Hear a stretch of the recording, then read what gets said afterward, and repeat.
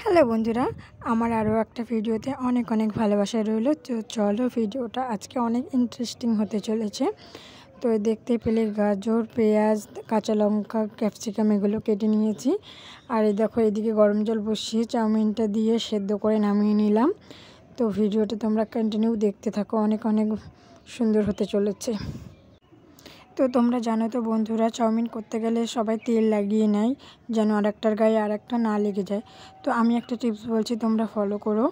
তো চাউমিনটা সেদ্ধ করার পরে না, গামলায় ঠান্ডা জল নেবে, সের মধ্যে চুবিয়ে দেবে, চুবিয়ে চুবিয়ে তুলে নেবে, ছেঁকে দেখবি একটার গায়ে একটা লেগে যাবে না, খুব সুন্দর হয়। তো এই দেখো, আমরা কড়াইটা বসিয়ে নিয়েছি, দিয়ে তো যে ডিমটা ভেজে নিলাম। ভেজে নেওয়ার পরে আবারও তেল দেওয়ার পরে গাজর, ক্যাপসিকাম এগুলো একটু ভেজে নেব হালকা করে।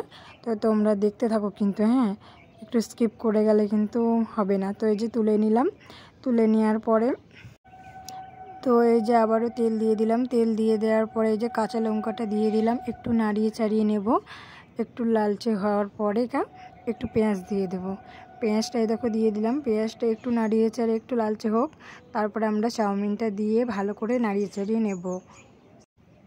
হ্যাঁ বন্ধুরা, এই রেসিপিটা পুরোটা আমার নয়, তোমাদের দাদা ভাইয়ের।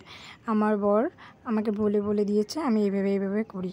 আর আমি এই চাউমিন কোনোদিন বানাইও নি, বিয়ের আগে ওর কাছ থেকে শেখা আমার পুরো রেসিপিটা। তো এই দেখো দিয়ে দিলাম চাউমিনগুলো, দিয়ে একটু নাড়িয়ে চাড়িয়ে নেবো আর কি।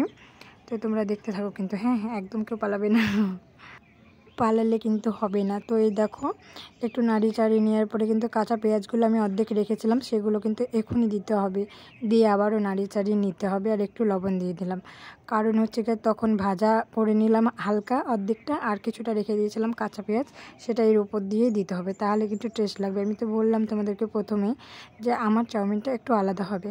আর লাগবে কিন্তু ইন্টারেস্টিং আর একটা কথা, আমাদের লাগবে ম্যাগি মশলা। ম্যাগি মশলাটা দিয়ে দেখো নাড়িয়ে চাড়িয়ে নিলাম।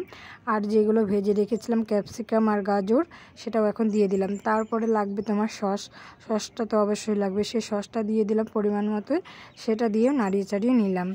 তোমাদের ভিডিওটা কেমন লাগছে সেটা আমাকে নিশ্চয়ই কমেন্টে বলো, ঠিক আছে? আর প্লিজ একবার তোমরা এইভাবে ট্রাই করে দেখো, যদি ভালো না লাগে তো কি বলেছি, খুব সুন্দর লাগবে, একবার খেয়ে দেখো।